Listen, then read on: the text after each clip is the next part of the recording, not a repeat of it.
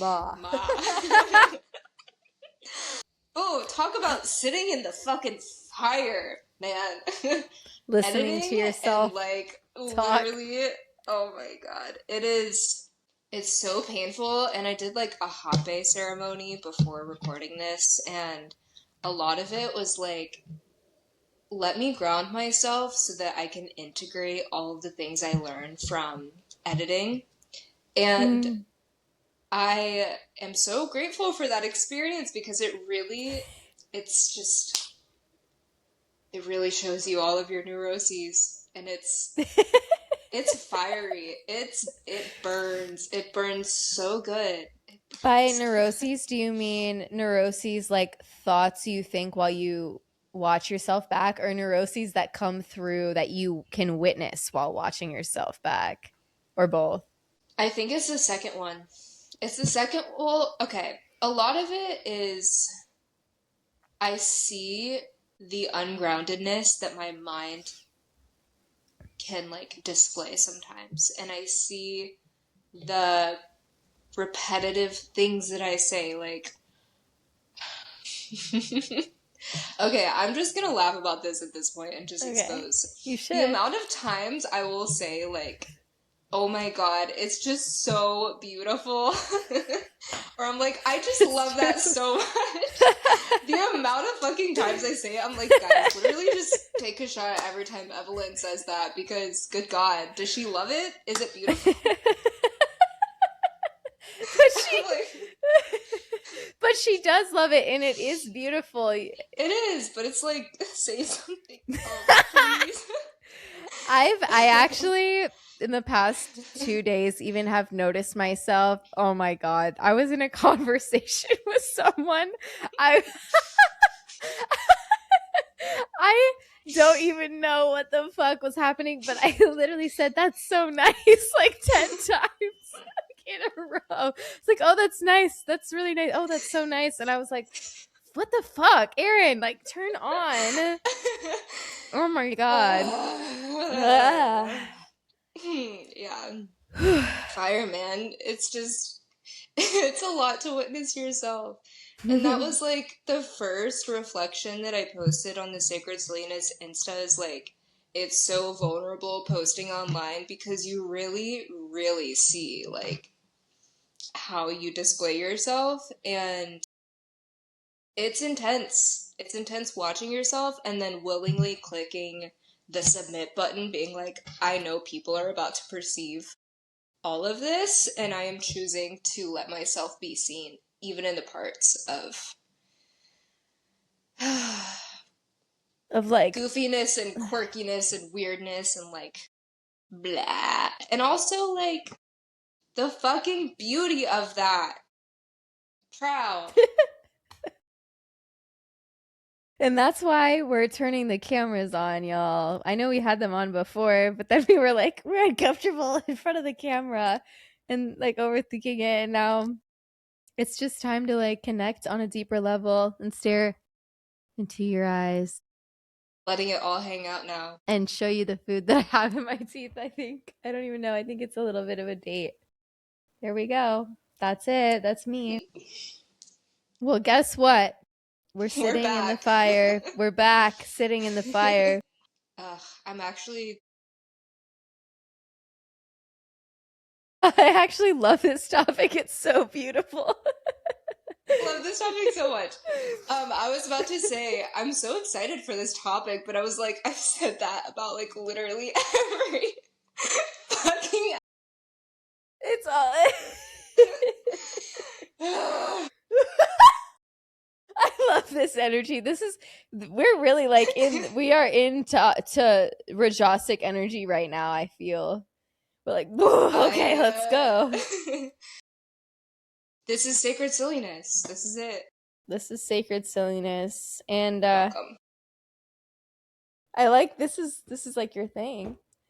It is. It's an opening. What's of the my energies. thing? What do I say a lot?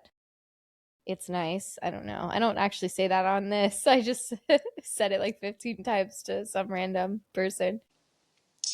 Well, you want to introduce this topic officially? This is sitting in the fire, which is not sitting around the fire, which is a great meditation by Ram Dass. I mean, sitting in the fire, sitting around the fire, it's a similar thing, but essentially, we can talk about the fire in many different ways. Fire in the yoga practice is tapas, and the practice of tapas is purposefully going into discomfort to bring things up to the surface so that you can let them go. And that's how it works, right? Like in life, you don't really learn much when you're floating in ecstasy and everything's going great. It's great, right? You're just present, you're enjoying, but it's not going to trigger you, right? Because you're enjoying yourself. You're blissed out. You're not going to have triggers, you're not going to have challenges. But the triggers and the challenges are the fire, and that's the important juicy stuff of life that are our opportunities to learn, grow, transform. Fire is very transformative and cleansing. So it's a cleansing practice, tapas, Yeah. cleansing of the mind, the body, Purification. purification. Wait. Also, I also have a book. I have a passage that I read today in my oh my god, wait. This is also I have also a passage to read. Oh my gosh. This is so fun. It's like book club. Ooh. Okay. Ready? Let's go. Okay. This is from a book, Ram Dass, Grist for the Mill, where he really talks about awakening through life experience. And essentially, Grist for the Mill is just saying, like, everything that comes into your life is opportunity to purify. And basically, like, there's this one line. I mean, there's a lot of lines in here that point to this, but this is just the first one that talks about, like, the fire directly. He says, whether the fire purifies you or destroys you depends on who you think you are, because the fire can only burn your stash of clinging. The fire doesn't burn itself, and in truth, you are the fire. And I really wanted to bring that book in at some point because the fire is the purification process. And if you are able to tap into the pure consciousness and recognize the actual oneness of everything, you recognize that you are everything. You are the suffering, you are the bliss, you are the pain, you are the greed, you are the love, you are the acceptance. You are literally the entire manifestation of all of this. Do I feel that way? I don't know. Or are you actually just the pure consciousness watching it all and nothing else is you? Okay, I think I resonate more with that one. But I like the way you pose it. Like, are you going to identify with all of these things, or are you going to be able to experience all of those things while recognizing that you are the one watching the experience? Absolutely. So I like You're that. I the think you said watcher of it all. Yeah, you got the point. The part that he talks about where it says, like, whether the fire purifies you or destroys you depends on whether or not you, like, know who you are deep down, makes so much sense to me, because to be alive means that you are going to experience fire of some sort. None of us will die unscathed from life. Which I don't even know if I like the word unscathed, because that's like such a negative, like, scarring connotation. But I still feel like we all suffer or experience circumstances that can bring about suffering because we are here. And it is your choice on whether or not you use it to free yourself or perpetuate your own narratives and fears and doubts and separations. And that is exactly what the fire is. It's the difficulty, the pain, and it's a bitch that is also grace and love. Exactly. It's the opportunity. It's the opportunity that we get to witness it, be with it, and still say, yes, I can handle this. And no, this does not mean that I have to shut down and revert back into avoidance or attachment or whatever it is that may have been a reaction that harmed me in the past. It's every single fire is an opportunity to transmute it and to Mm-hmm. shift and to grow and to evolve in this lifetime. And that's the only thing sometimes that I find comfort in, because man, oh man, it sucks sometimes, and it's easy to feel like, oh, poor me.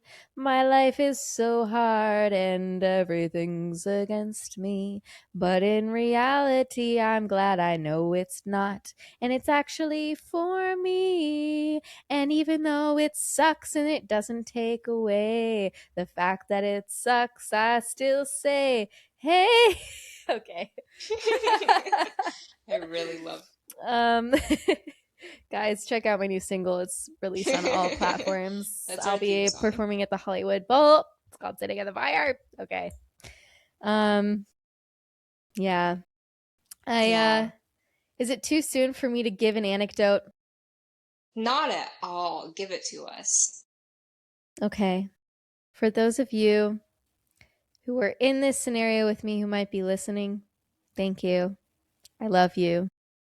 I'm sharing this so that maybe somebody can hear it and relate to it and see something they may not have seen before, or just feel seen. I don't know. I don't know.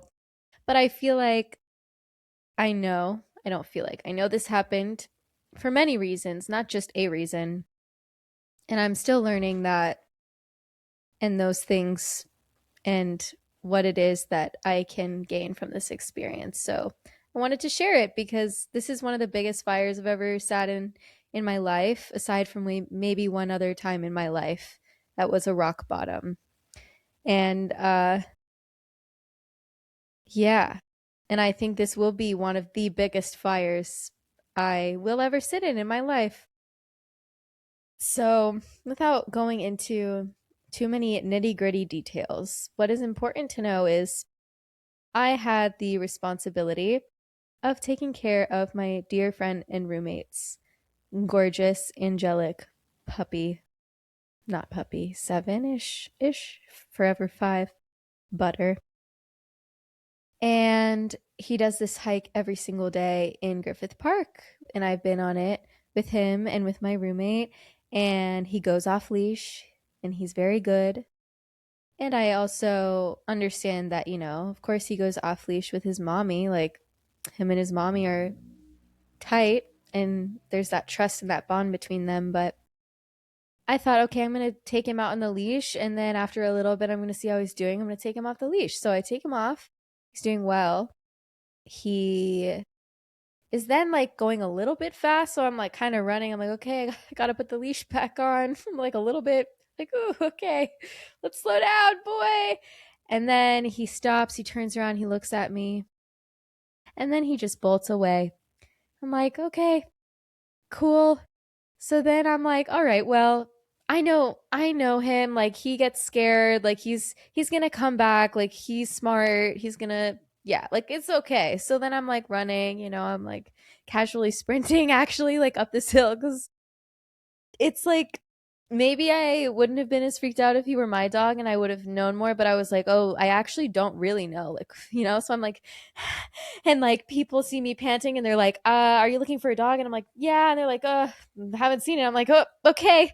So I go and then I go for a few more miles and then eventually an hour goes by and I'm like, okay, call upon his second mom. She happens to still be in town. She comes out and she helps me and then we're like, okay, this is like bad. So the rest of the like 12 hours until like maybe 12:30 in the morning, this is like 10 a.m. that this happened, are spent searching for him to no avail. And it's like that first night, I mean that whole first day, a lot of fire already, right? Like I don't need to explain that. In the morning, I'm like, okay, he's either dead or alive. Like it's possible he got eaten by a coyote last night. Like I'm like, like I just want to know. So that's that first fire, right? The unknown, and knowing that I made one small little choice and it's now led to like a potential really horrible disaster. Like I mean, it's already not potential, it's already bad, but like it could be worse. I don't know. So then there's that fire, and then I get a call, and then we're like, oh, he's in the shelter. Okay. Big relief. Okay. And she's like, he did get hit by a car. I'm like, and then I'm like, already? Okay, next fire is now I feel responsible. Like, I am the reason this dog got hit by a car. So I'm like already starting to pile on the like, this is my fault and this is my fault. Uh, and I'm saying this not because necessarily everything was my fault, but because this is as a human being and as somebody who loves him and her and everyone involved, I'm feeling like the biggest just like disappointment right now. Um, and yeah, so he gets picked up. Turns out the day goes on, we're learning more about what happened. It's much worse than a broken leg. So some things have to happen. My roommate is in China. She has to fly home from China. Um, and I'm thinking like, well, it'd be perfectly valid if she, like never wanted to speak to me again, or said you need to find a new place to live, or like I'm just thinking of like all of the worst possible situations. My mind is downloading all of the worst possible scenarios here. So not only is it already actually in real life not good, but my mind is making it worse. So that's another fire. Um and I say this smiling in this way because I think I'm just in like storytelling mode, but this was truly, I'd have to say this second night when we found out that it was worse than the broken leg was one of those moments where I just felt like the weight of the fucking world. I felt like the culmination of my decisions were the reason that not only is now a beloved animal in danger, but my roommate who I love so much, and just like all of these beings that I have so much love for and I feel like I couldn't show up for and I've let down. And that, like the weight of that and the weight of knowing that I could possibly be responsible or partially responsible for a death and dying in itself is one thing. But being a part of it, like I I mean, how many times have I driven in the car and I think, I'm sure we've all had this thought like, oh, what if I accidentally swerved and hit somebody and like we all died? Like we all have those thoughts, but then like actually kind of experiencing that is like really, really, really, really, really, really, really heavy. Um, yeah, so there was that, and that was a tough night. That was a really tough night to get through. Um, And meanwhile, of course, my roommate is already grieving a ton. She has to come home like out of the blue from somewhere that is not at all close by, not at all cheap, like not at all easy. But this is her son. And she's also simultaneously being, as loving as she can be toward me. And like she called me briefly at some point in these 48 hours and was just like, I just wanted you to see my face and to know that like obviously I'm upset, but like I mean, I know that you're also going through it right now, and I know you didn't mean to do it, and I just want you to know that I know that. And so that, I mean, what a fucking gift.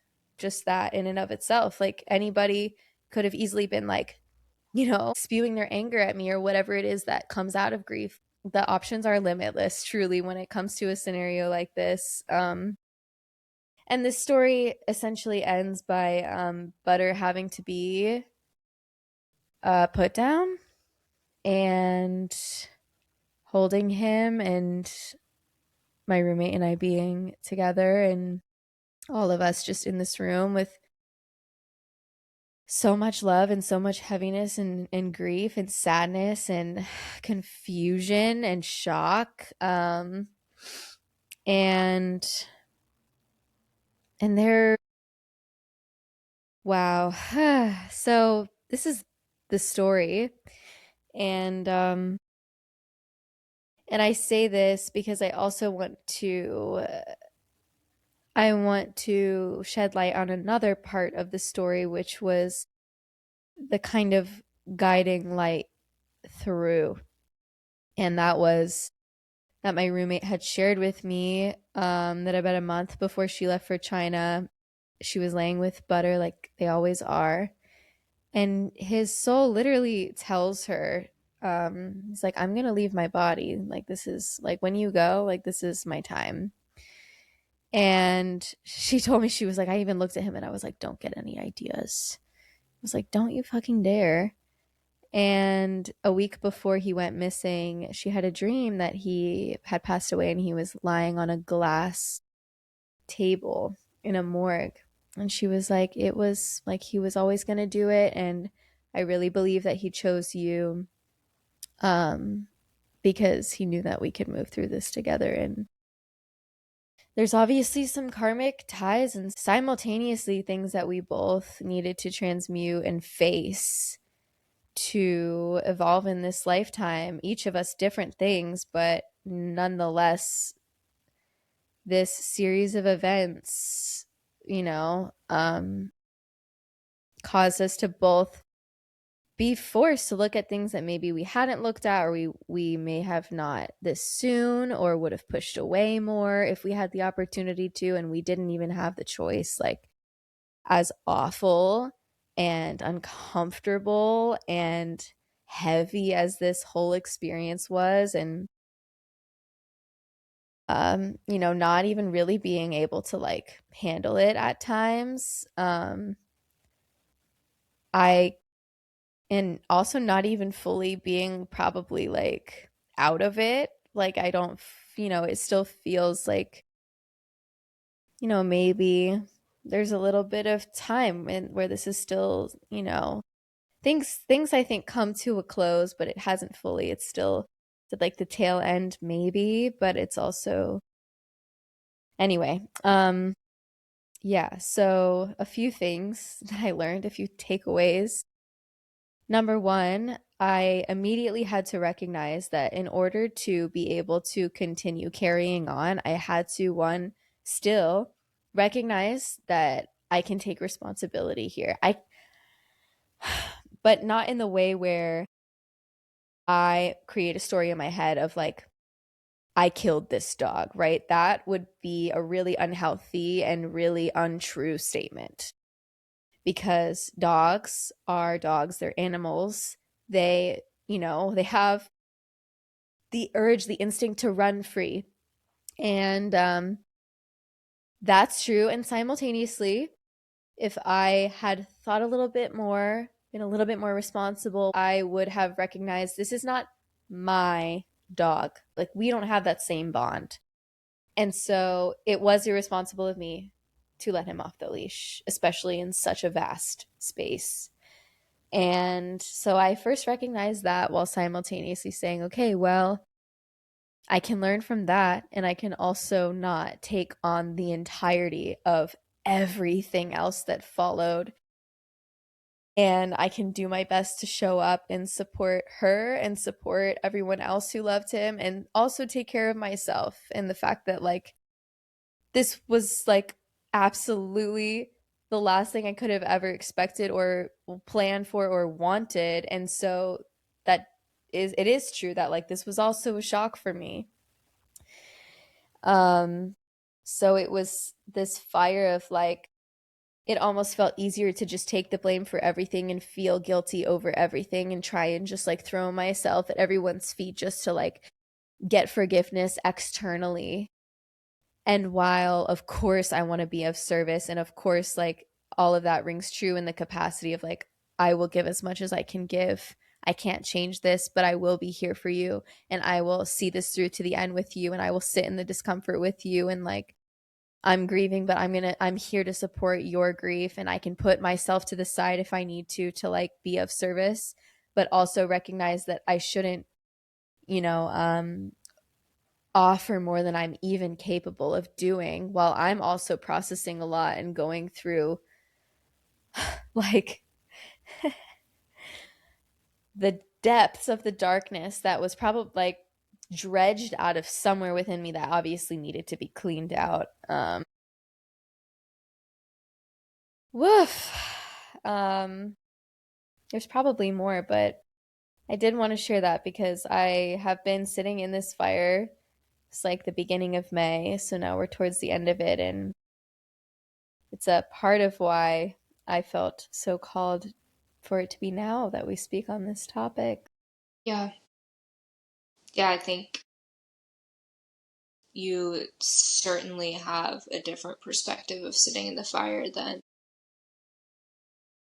before this month, especially because it's so fresh, but also because it was so,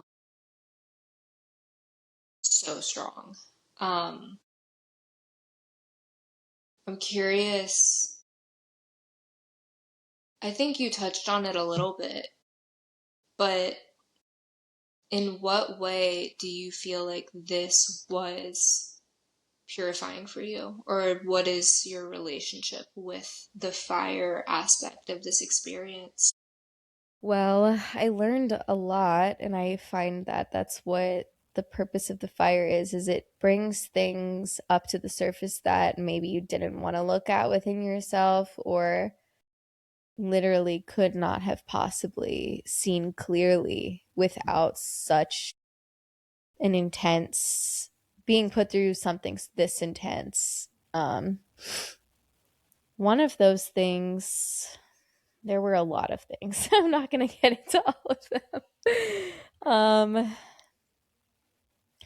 But one of those things was I do have a long history of like having maybe an instance of a thought to do something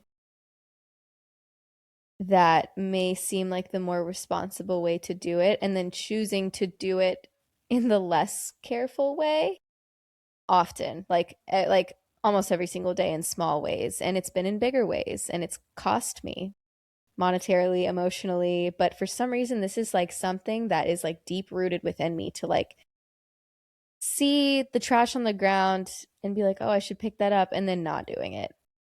And it's like I have the thought, and it's almost like I don't have like a strong risk management part of my brain.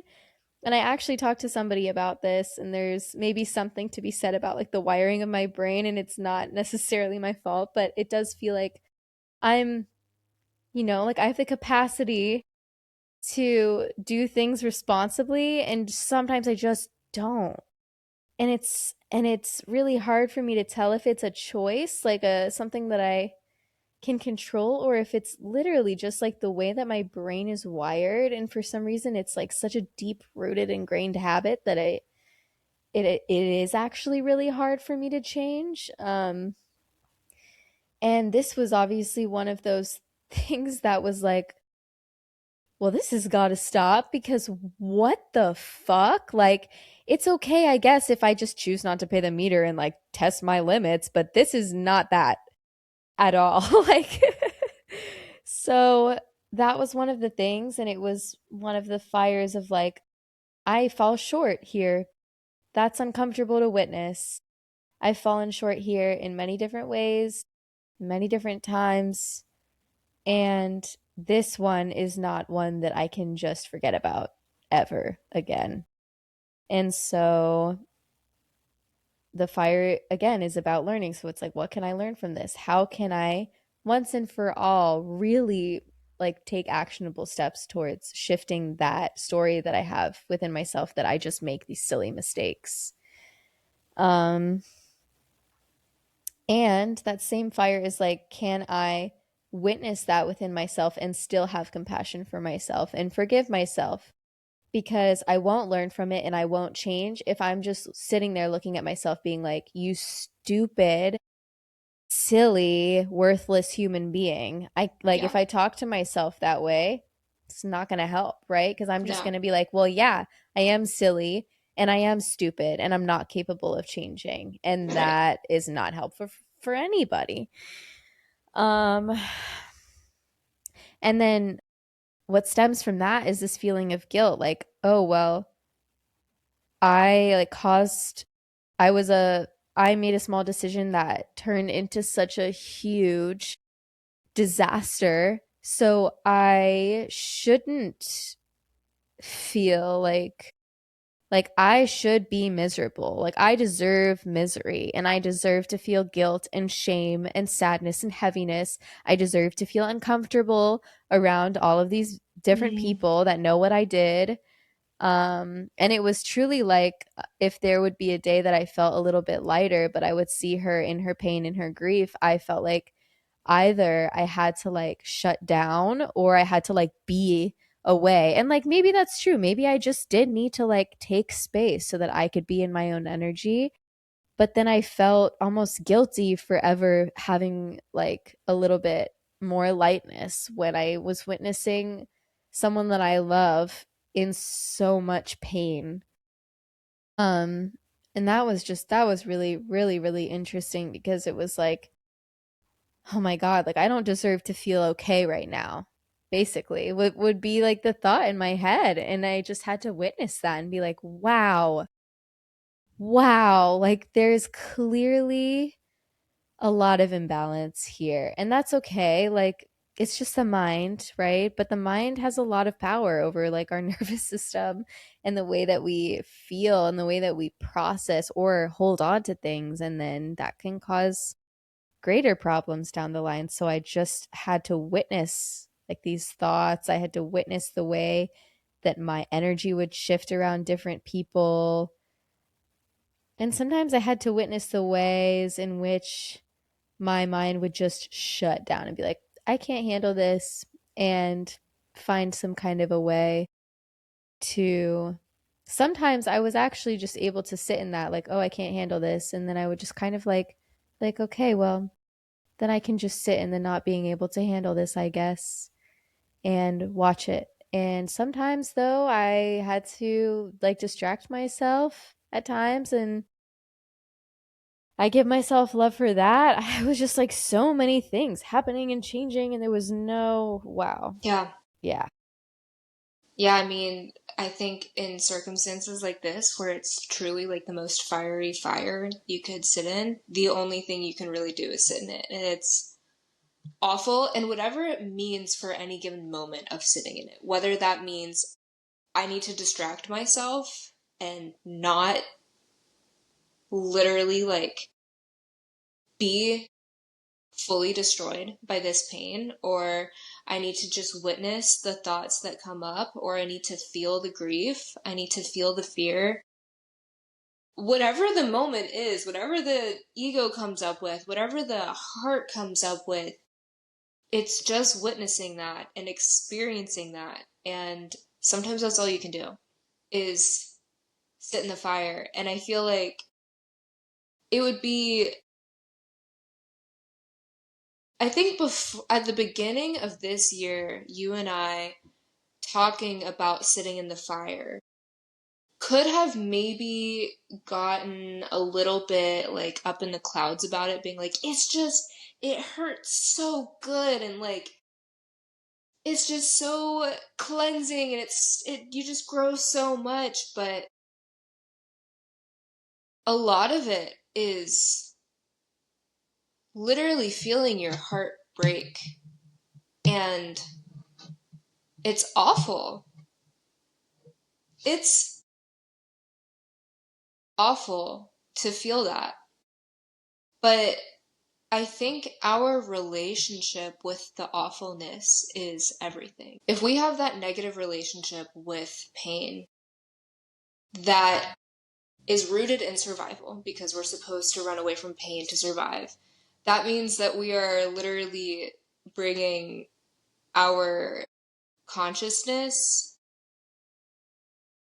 to a lower level of evolution. And that's okay. That is so okay. And I think even the relationship with that experience is really important too, because if we can come to a place of unconditional love and unconditional acceptance for coming to a place of survival and also for the pain itself, that means that we are coming to a place of unconditional love and unconditional acceptance, which is actually a high state of consciousness.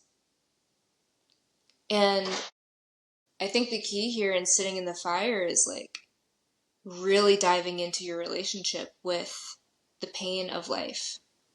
And there are some fires that life gives to you that you cannot avoid. That is literally just a part of your karma that you have literally no control over, and you just have to be the experiencer of it and hopefully transmute that into something that's useful for your own awareness and healing and growth, and perhaps even for the people around you. But you can also seek out fire. And that's not to say like put yourself in bad situations, but it could also be being really devoted to purifying yourself and being willing to do things that make you feel uncomfortable, to heal that relationship with discomfort, to literally dismantle your attachments and your doubts and your fears, to create evidence that you are just the witnesser and you are just the witness, and to then see yourself survive and see yourself be okay and see yourself find peace again. And the useful thing from that is that the more that you approach the fire in safe ways, the more that you will be able to not only survive the bigger fires, but you will be able to transmute it in a way that is really healing and helpful, even if it sucks. And so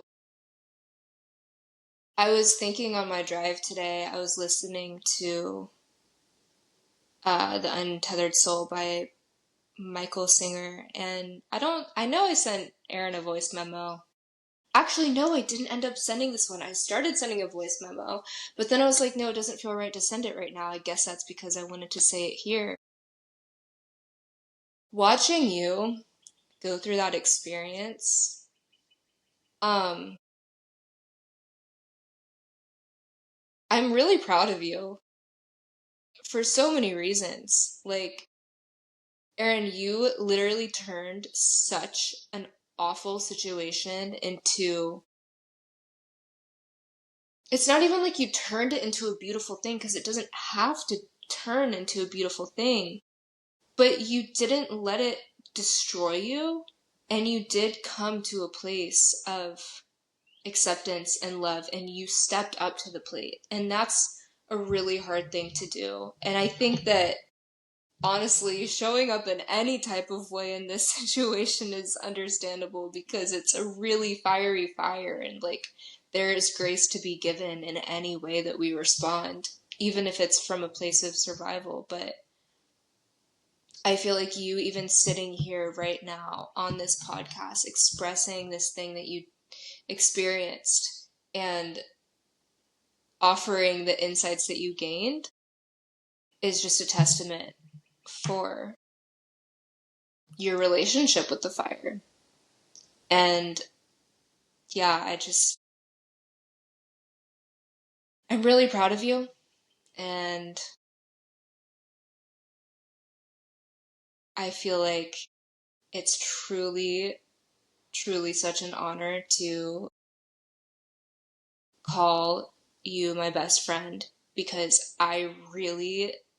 there's some times where I put you on a pedestal And I see you as this very, very beautiful, wise being who's so strong. So strong. It's incredible. So, yeah.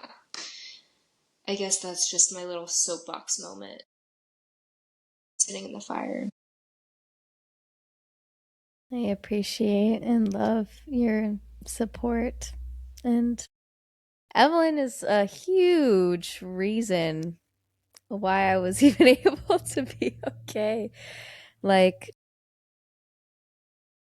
I guess it makes it more challenging to be so shameful of who I am at my core when I'm surrounded by so much evidence that I am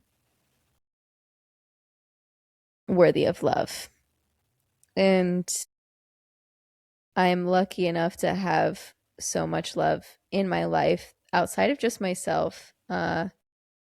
Probably have more love outside of myself than maybe I fully have been able to give to myself. That's something I've been actively working on for a while too. Yeah. But this was one of those fires that helped me work on it more and be like, well, shoot. I Dude. have to love myself through this. I have to.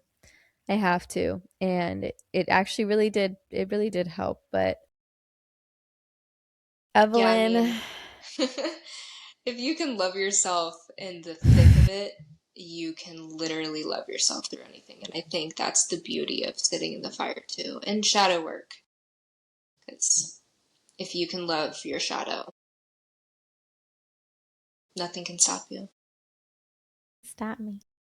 Nothing can stop me. I'm all the way up. But but am I really? No. But um Michael Singer. Let's talk about him for a second because he also really helped me through this. So my roommate and I both read The Surrender Experiment before this all happened, which couldn't have been more divine timing. And Yeah, I was thinking that too. wow. He basically is like, it doesn't matter what the scenario is, you have to be able to handle it. When you say, I can't handle this, you are resisting life and you're basically putting yourself in the position of saying, I will only handle the things that I perceive as something that I want to handle, right? Like we are actually capable of handling everything and anything. We are, period. There but this is what I really loved. Because I was like, I want to hear more about this, not just in the book, but in him like speaking with someone. And I was listening to an interview, and I forget her name. She's from The Big Bang Theory. But she was interviewing Michael Singer, and she said, "Okay, I love this, and this is great, and it's not that I don't want to take this for myself, and I don't think that other people should not take this. Like, I think we should all take this advice, but let's let's bring the stakes up a little bit, right? So, okay, when you're sitting in traffic and you start to get pissed off, you can easily say, okay, I could go from I can't handle this and getting all pissed off and resistant and just creating this fire within yourself for no reason to, okay, I can handle this traffic. But what about, and she started talking about ICE and people being deported and people being placed in detention centers when that, it's like there's no reason for any of this, right? And people are suffering greatly um, because of this system that we have, and it's actually causing real harm, right? So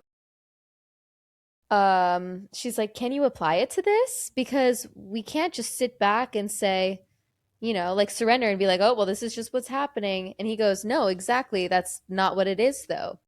Yeah, it's not When passivity. you exactly, it's not passivity, it's showing up to this and saying, I can handle this.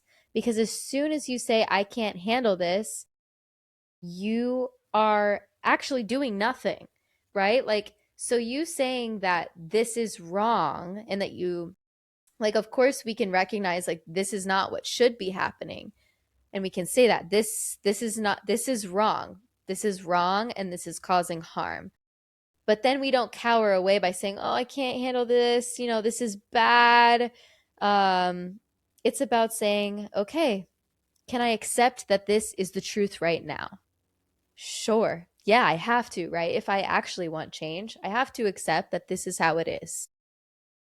From that place, we can then come to a sense of compassion. We're also now energized, right? Like we're flowing with the flow of life. We're not fighting against it by saying, well, like, just like this is not how it should be. And that, like, who are we to say how it should be? Doesn't mean it's right, doesn't mean it Totally. should continue. And like we have the capacity to change things, but we don't have the capacity to change things if we're spending our whole time just resisting what's there. And yeah, I'm not even he says it in such a perfect way that I cannot. But or I can't in this moment. But yeah, so I feel like it's about whatever the thing is, however big or small. It's like, okay, it's not ideal. Do I wish it was happening? No. But I can be here and accept that it's happening. And from that place of acceptance and of now presence, do whatever it is that I can to help, right? Like once I come to that place of compassion, it's like, okay, now how can I help? Like I witness what's really happening. I can't help if I'm just resisting what's happening and I'm like, Hmm. this isn't how it should be and it should be this way. Totally. You're It's like, perpetuating your own suffering and then therefore the suffering of other people too and creating more separation. There's a whole cycle that comes from that place. I know maybe it started in April. There was a period of time in which the most common word out of your mouth was fire. Like, Yeah. I've been in the fire. Yeah. So I'm Yeah. curious. I'm curious if you want to talk about it or if maybe you'd rather just talk about like your takeaways from it or because I'm, Hmm. sure you spent some time reflecting on that. Totally. I think it really started when I started reading the Ram Dass book, and it was talking about the purification of the fire and how who you think you are kind of has to die in order to rest in the soul. And I was actually on my flight to Hawaii, and I literally was like, burn me. Like it was such an energetic acceptance of being burned. And it really started with that trip because there were a lot of things that were brought up that were very frustrating for me. And I was really shown my attachments and my dislikes and preferences. And yeah, that was really interesting. And from there, it kind of was like a snowball effect of more and more fire coming into my life because I kept inviting it. I kept being like, "Give me what you got," like. And I'm kind of reaching a point again where I feel a little bit open to that coming again. I've since come a little bit out of that little season of fire because I reached a point where I was like, I am burning so much that I am feeling less joy and connection, and I actually feel more isolated. So I need to also recognize when it turns into like an unhealthy, uh, almost like kind of what you were saying, like I deserve to feel um, guilt or sadness or all these things. Through noticing my shadow, through sitting in the fire, at first I was really strong in it. And I would notice the insecurities, but then it's kind of sort of morphed into unhealthy reactions to the fire from parts of myself that were not healed. And honestly, that was really, really important information for me to see too, because then I saw unhealthy thoughts and I showed up in unhealthier ways in my self-care.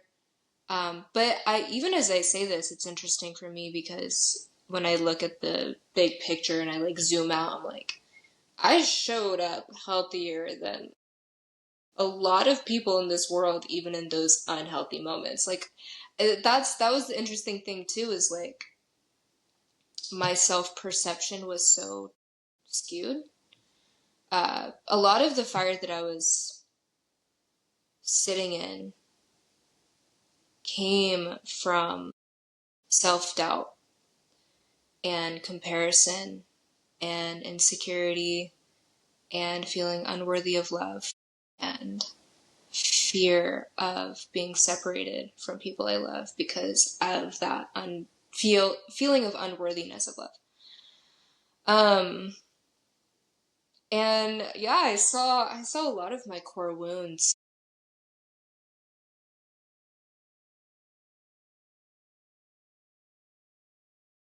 I an abundance of love in my life. A lot of external validation, which is great, right? But Erin actually said a really incredible thing when she was sitting in the fire. She said, it's incredible how you can hear all of these things about how incredible you are and yada, yada, yada, and how worthy of love you are, but it all means nothing if you don't feel that for yourself. And I was experiencing a lot of that, where people would be like, I just love you, and you're so amazing, and you're so cool and embodied, and blah, blah, blah. But I didn't feel that. And yeah, I have a lot of love in my life, and I'm literally so grateful for that. But it was interesting seeing the parts of me that were kind of seeking that external validation rather than giving it to myself. So similar to what you said, like I got to a point where I had no choice but to love myself. No matter how I showed up, whether I was overeating, whether I was going on my phone unconsciously, or just doing a lot of indulging habits, or if I was showing up really awkwardly, or if I showed up in a way that I didn't like, or I was lazy at work. Like literally, I'm naming all these things that came up that were like, wow, like, girl, do better. But if I just was like, I have no choice but to love myself no matter what, you know? And from that place of love is when I actually started showing up in ways that was healthy because I was acting from a place of love for myself. But another really interesting insight that I had was my fear of neglect. And I've only voiced this to one person in my life. Shout out Nick. Because something was triggered within me and I needed to voice it, and he was there, and he's also just very receptive. In high school, I lost majority of my friends because I had shown up in a very unconscious victimization way. And I am really not proud of the way that I showed up. And I was in high school, like, oh my God, I didn't know. And all of the tools and my environment was literally like creating who I was in that moment. Like, it makes so much sense why I completely understand why I showed up in that way. And like, I literally didn't know. Like, I was not even awake. I was just like freaking nervous system reacting to her environment. But after that moment, I think it took like a solid year or 2 years I was able to reflect on that, and I saw all the parts of myself that were really unconscious that I didn't even know. It was just that like victimization mindset, like the poor me, like woe is me, like blah blah blah, that was stemmed from insecurity. And ever since that moment, I have been on a very intense journey of constantly analyzing myself to make sure that I am not showing up in a way that is harmful to the people I love, to make sure that I am worthy of love. And that has been interesting for me because I'm in the most incredible friend group right now. And um, I've been working through some difficulties with a few of the people with pure love. Like, there's only love in each of these relationships and respect. Like, all of the things, I don't even think really anything bad has happened between me and any other person in this group whatsoever. It's just, I think, things that we're working through. Your And it was, triggers. You guys are put yeah, into each other's paths to totally. trigger each other so you can work through those things in that place of love. Absolutely. It's such an incredible thing to experience, honestly, because it is such a safe place to be triggered and to work through difficulties.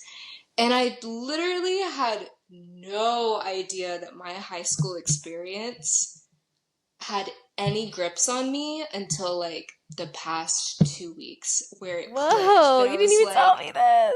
I know I haven't told you this, but it was actually crazy because I was like, I am constantly over analyzing myself and overthinking everything I do to make sure that I am always worthy of love. And if I am ever showing up in a way that is not perfect, then I feel like I am fucking up and all of my friends will leave me.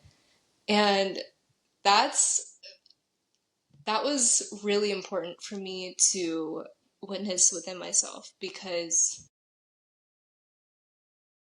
I am so safe in my relationships. I'm so secure, and I'm so grateful to reach a point where even if I did show up imperfectly, I know these people have seen my heart and soul, and they know that I am a good person, and they would give me so much grace, and we would work it out. And also, I only have good intentions, and I'm self-aware enough to learn and listen. Um, so I feel some semblance of security in this experience, which is what creates the healing opportunity. Because I am being triggered in such a safe and secure way. But I learned a lot from the fire. I learned that I don't need to constantly be burning myself. I need just the perfect amount of fire to work with it, right? Like, if I dive in way too fast, the ego is going to freak the fuck out, and it's going to be really hard to work with. Maybe it's doable, I don't know, but I also want to know myself and trust, like, I need to take this in doses that I can actually work with. Or maybe life will just give me the biggest freaking fire of my life and I'll just work through that too, and that's okay too, but I don't need to like constantly like be beating myself up with life experience and all the things. But I still invite the fire, and I still want to build a really loving and accepting relationship with difficulty. And I've also been really slowly healing my relationship with myself and coming to a place of genuine self-love and having my back unconditionally. That's a little bit of insight into my fire that I was sitting in, but it's all been very useful, and I am actually, my 2026 motto was seek discomfort, which is like from a YouTube channel, so I'm not taking it from them, but like it's a really good motto to have to live, so I'm not taking credit for that. But for the first like 5 months, I was not doing that. I was not doing that. Discomfort was being given to me, but I was not seeking it out. And I finally feel like I'm at a point where I'm like, I need to not let fear dictate my life. And I need to heal my relationship with discomfort, and I need to seek it out so that I can, or I just don't need to do anything, and I just surrender to what is.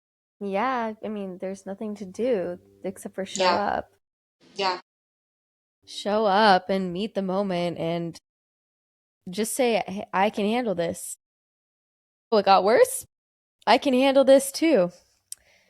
Okay, I can accept that this is what's happening. I don't know what I'm gonna yeah, do. I mean, I don't know how I'm gonna do it, but I am just gonna do my best. yeah. And that's all we can do That's in any given literally moment. all that we can do in any now moment, and there's literally, And there's only now, grace to be given. yeah. Yeah, Because every now moment is a new moment to start again. Like forgiveness can always be given. A shift of mindset, of thought, of direction can always be taken.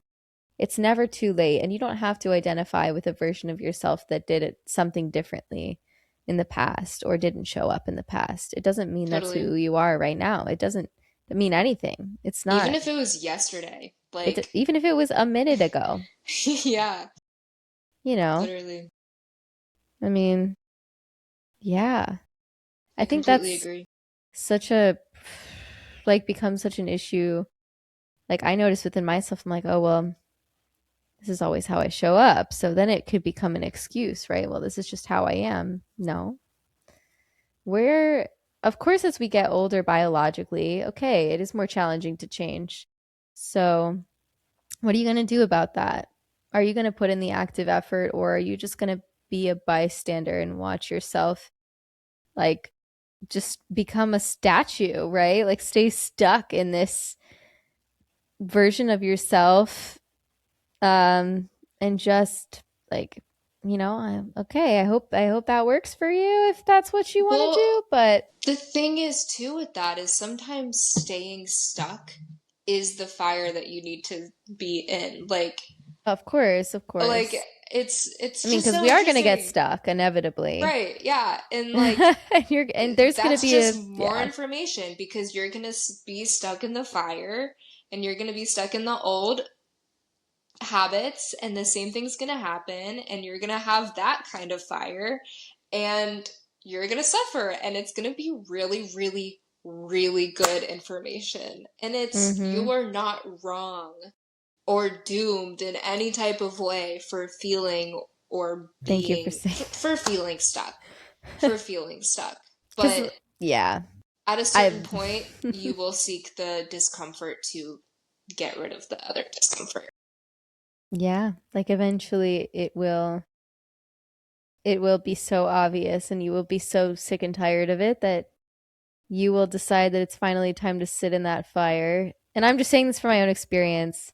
And I thank you for saying that because now I don't want to sit here and be like, I am always evolving.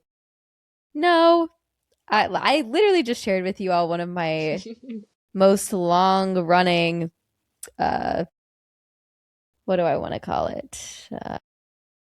Shortcomings that still happens. And I'm tired of it. But it's like, I might do it again. I don't know. I hope not. But I also can love myself through it. And it made me what you were saying about loving yourself through witnessing yourself maybe fall back into old patterns, habits, whatever, or just staying stuck in that same way of showing up that you maybe don't want, but you almost can't help it, right? Like you just keep doing it.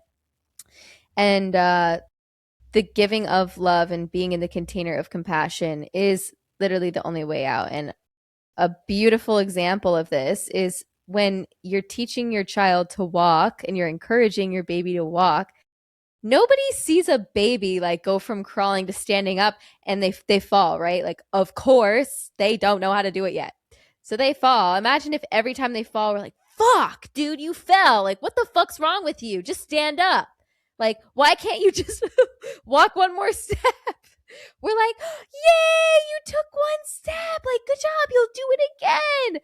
We got to encourage each other and ourselves. Like, we are that baby, right? Like, we're gonna fall. We're gonna mess up. It's just a part of life. And we're gonna do it again. Even if we like are like, we release that thing, right? Like, let's say you did. It might still happen again, even after you Yeah, release growth is it. not linear at all. I really want to emphasize a line that you just said. Yeah. Loving yourself is the only way out. It is the only way out. It's the only way out. You cannot get out of any unhealthy habits through hatred, through running away, through numbing. The only way out is literally cultivating the energy of unconditional love and acceptance, because that fosters that energy within you. And that, as the more you nurture that, the more it'll grow and the more it will manifest into your external life. The only way out is through With love. with love. Sitting in the fire.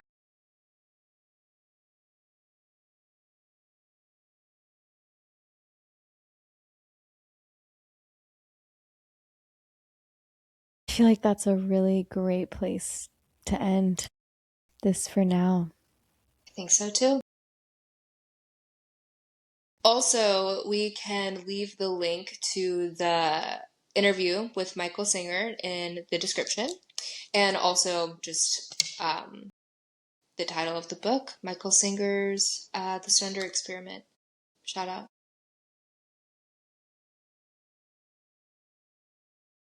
Man, thanks y'all for being in the fire with us. This was fiery, it was goofy, it was loving, it was profound, it was Beautiful. so beautiful. This is just so beautiful. And I just love love it it so so much. much. um, love you. You got this.